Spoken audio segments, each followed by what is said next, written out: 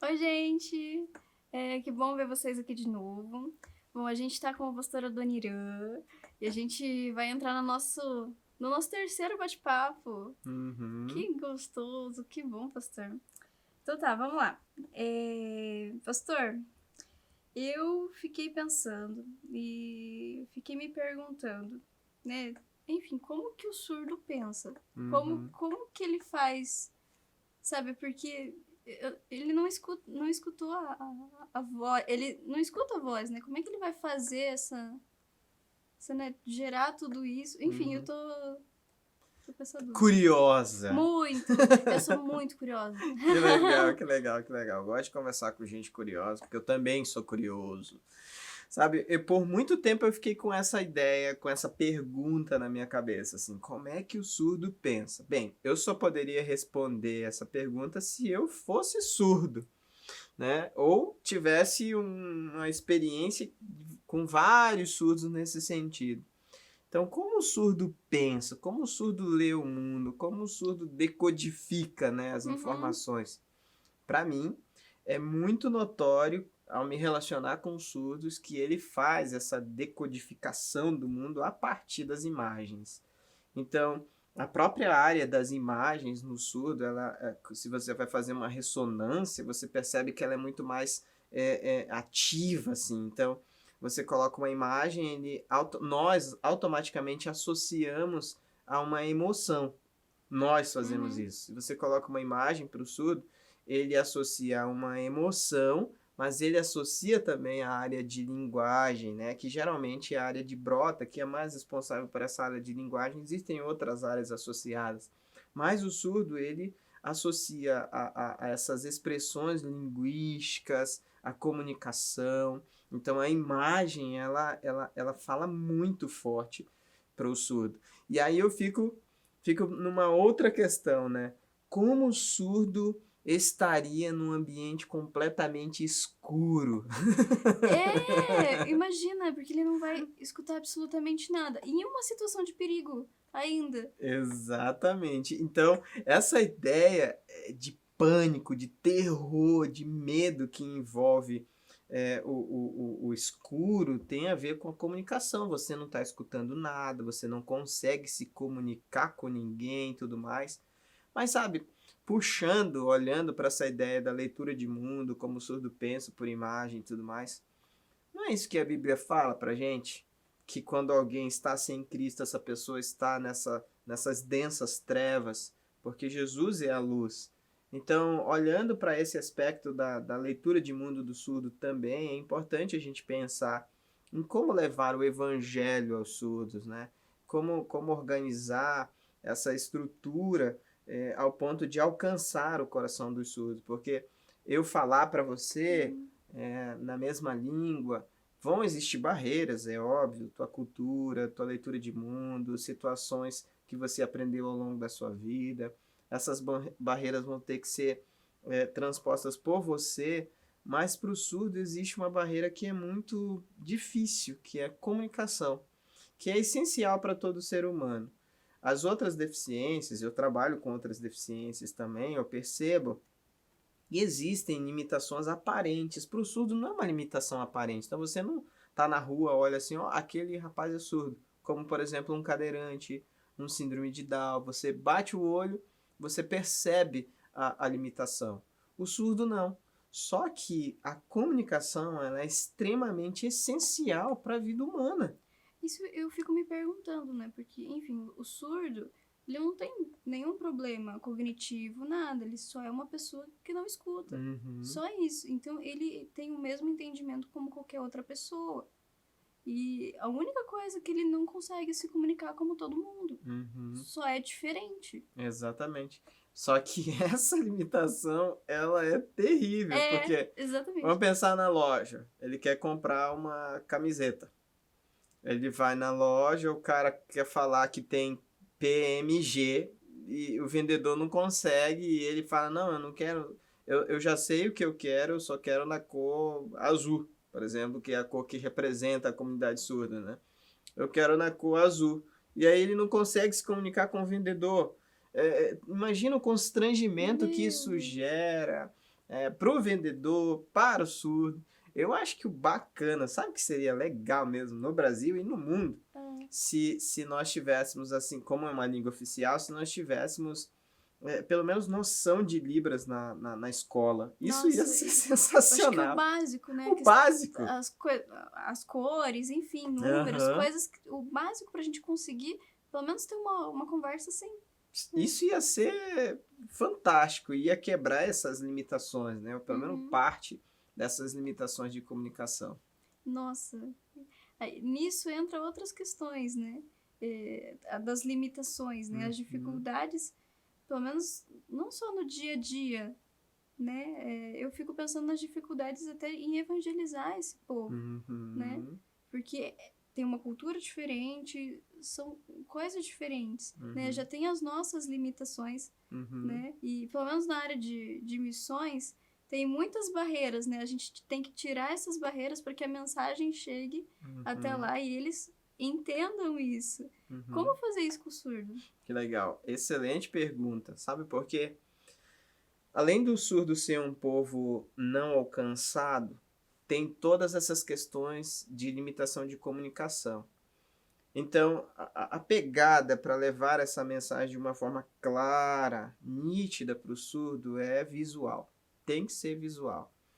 Então, você produzir uma arte, uma peça que tenha um sinal, que tenha uma fácil leitura, que o texto seja um pouco, eu diria que adaptado até, né, para o surdo poder olhar aquele sinal, relacionar aquele texto bíblico com aquele sinal, ou mesmo você ter pequenos vídeos de versos bíblicos, de músicas, de teatros, ensinações, enfim, tudo que tem a ver com essa parte visual que consegue alcançar o coração do surdo na sua língua, né? Usando uma linguagem que seja adaptada, que consiga alcançar a comunidade surda para que ele compreenda isso na sua mais genuína profundidade, eu diria.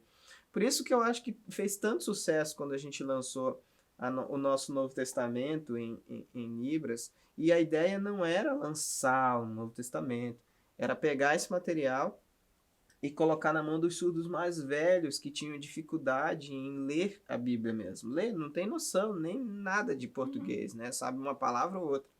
Então a ideia era fazer um DVD, colocar na mão dos surdos e tal, mas isso foi ganhando proporções que nem eu imaginava que iam ter, né? Do pessoal que me ajudou na gravação, falar, não, a gente precisa colocar isso no YouTube, precisa fazer um aplicativo.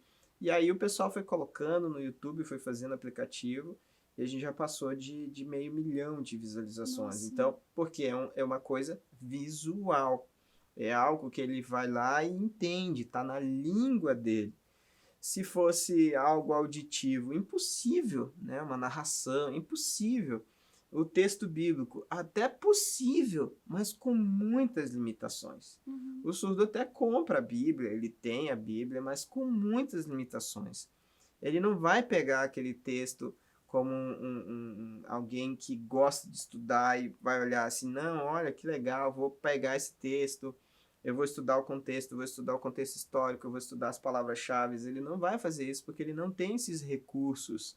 Ele pode fazer isso se for estimulado, obviamente, mas ele não tem esses recursos. Então, visual é a pegada para o surdo. E tem essa diferença entre a faixa etária, que você tinha comentado que eu achei interessante, que pelo menos os surdos mais idosos, eles não entendem português? Então, a questão da alfabetização hoje é muito boa para o surdo. Tem escolas bilíngues e tudo mais, mas antigamente não tinha. Então, a limitação do surdo mais velho é muito grande, muito grande. Nossa, mas aí para alcançar pelo menos esse povo mais velho, tipo, eles vão entender da mesma maneira, né? Eles vão entender, mas tem que ser visual.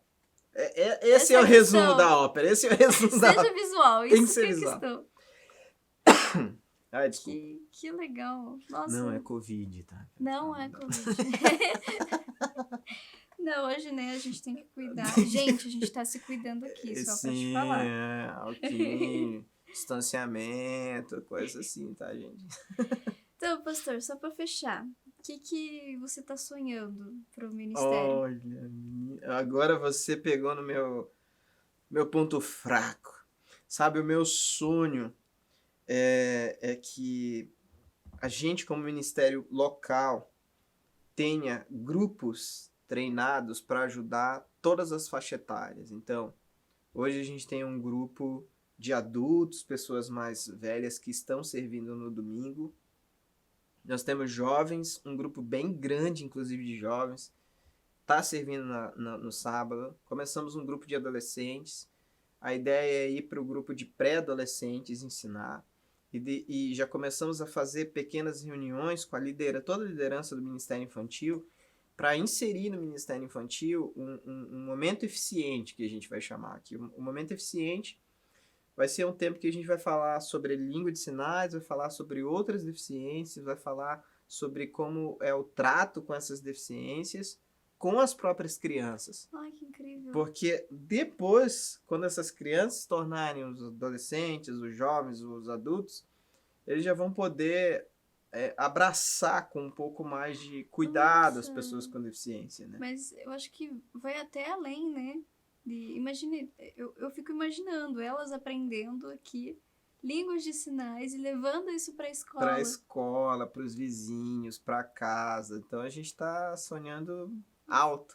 Mas uma coisa que a gente sonha agora externo, né? Eu tenho feito muitos treinamentos, assim, aproveitando a pandemia, então o pessoal, coisas que eu nunca consegui fazer, agora o pessoal está aproveitando. Então, eu dou treinamento de manhã, de tarde, de noite, só ainda não dei de madrugada, que eu falei, não, gente, de madrugada eu durmo, pera lá, né, de madrugada eu durmo. Então, eu tenho reunido com várias igrejas do Brasil inteiro. Eu participei de um congresso agora, acho que menos de um mês atrás, com igrejas de 32 países diferentes, eu falando sobre inclusão, falando sobre surdos, cegos, sobre cadeirantes e tudo mais. Foi muito bacana. Tudo virtual. E aí eu fiquei pensando que é uma grande oportunidade que a gente está tendo nesse tempo. E aí a minha provocação para mim mesma é o que eu tenho como desafio para as igrejas no Brasil. E aí eu comecei a escrever, sabe? Eu cheguei a 102 ideias diferentes de desafio para as igrejas brasileiras. E agora o meu passo é chegar até essas igrejas. Então eu montei um grupo de network, de contato, que eu tenho com algumas pessoas no Brasil. E esse grupo tem hoje 59 pessoas que eu me reúno com eles para começarmos projetos de inclusão nessas igrejas. Porque a gente hoje falou sobre os surdos aqui, mas eu enxergo as pessoas com deficiência como um povo não alcançado. Porque as barreiras que nós colocamos como igreja ainda hoje são barreiras que deixam as pessoas com deficiência do lado de fora da igreja. Talvez a pessoa que está nos assistindo vai pensar, não, mas na minha igreja tem alguém com deficiência. Mas a maioria vai dizer que não tem, que nunca nem viu. Não, eu nunca nem vi pessoas com deficiência, exceto surdos, mas outras pessoas nunca nem vi. Por que nunca viu? Porque existem barreiras arquitetônicas, existem barreiras de atitude, de comunicação. Essas barreiras de comunicação, elas são muito limitadoras, né?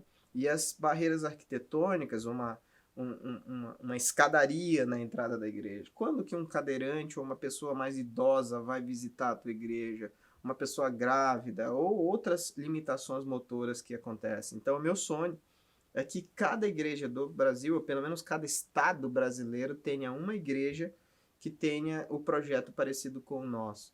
Porque, infelizmente, é só essa igreja, só a primeira igreja batista de Curitiba, que tem um projeto nesse formato, de trabalhar com outras deficiências. Tem algumas igrejas que estão começando agora, que a gente está incentivando, que a gente está apoiando, que fazem parte desse grupo, que tem um projeto ou com cadeirantes, ou um projeto só com surdos, ou um projeto só com deficientes visuais, ou um projeto só com síndrome de Down, ou 2 projetos. A gente conseguiu já fazer aqui o síndrome de Down e o cadeirante, mas ainda não tem o surdo, ainda não tem o deficiente visual. Nós queremos uma igreja que abra realmente as suas portas para fazer inclusão. No Brasil, tem um número assustador de pessoas com deficiência. São 24,5% da população brasileira Nossa. tem alguma deficiência. É óbvio que nessa panela aí entra os surdos. Mas as neurodiversidades, por exemplo, geram quase 39% dessas deficiências. E você não vê pessoas com deficiências intelectuais na igreja. Raramente você vai ver. Por quê? Porque não existe uma visão nesse sentido de evangelizar essas pessoas. E quando você evangeliza uma pessoa com deficiência, você está ganhando toda a família dela. A gente tem um projeto muito bacana aqui na igreja que entrega cadeiras de rodas. Acho que você já ouviu falar nesse projeto, né? Já. A gente já entregou mais de 1.000 cadeiras de rodas aqui e estamos expandindo para o Brasil em parceria com uma organização americana. Eles têm uma pesquisa que diz que cada pessoa que recebe uma cadeira de rodas impacta diretamente 81 pessoas. Nossa. Então, cada cadeira de rodas entregue impacta 81 pessoas diretamente. Pessoas da família, os terapeutas, escola, o bairro, pessoas vão ver aquela pessoa com uma cadeira de rodas nova, com algum cuidado diferenciado. Então, se a gente observa esses números, esses detalhes, não dá para ficar só olhando assim, puxa, legal, pessoas com deficiência, e não fazer nada.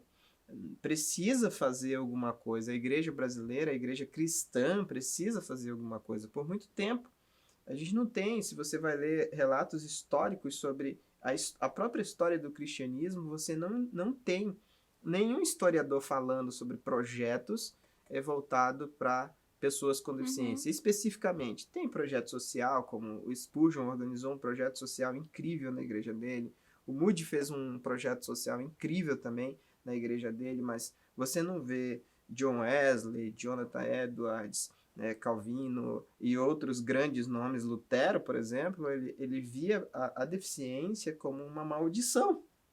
E, em alguns aspectos, ele até entendia que a deficiência era uma possessão demoníaca.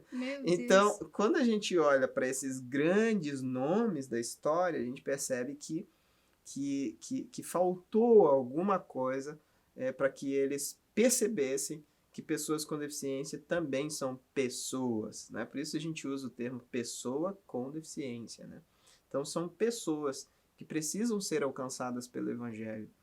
O surdo, o deficiente visual, o deficiente motor, as neurodiversidades, que aí entra autismo, síndrome de Down, algumas deficiências intelectuais e afins, né? Então é muito importante observar essas limitações e essas áreas que a igreja ainda é deficiente. Nossa. Nesse caso, quem é deficiente é a igreja.